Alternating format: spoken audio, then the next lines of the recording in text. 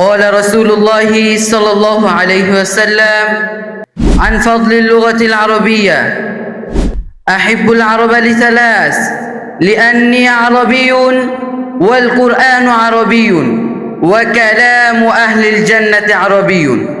عن عمر بن الخطاب رضي الله تعالى عنه قال: تعلموا العربية فإنها تثبت العقل وتزيد في المرأة.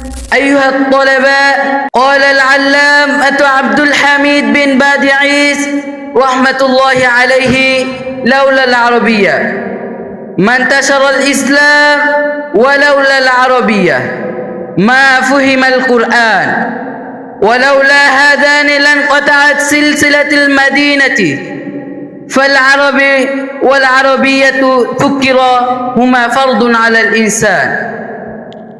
إن اللغة العربية من الدين ومعرفتهما فرض وواجب، فإن فهم الكتاب والسنة فرض ولا يفهم باللغة العربية، وما لا يتم الواجب إلا به فهو واجب.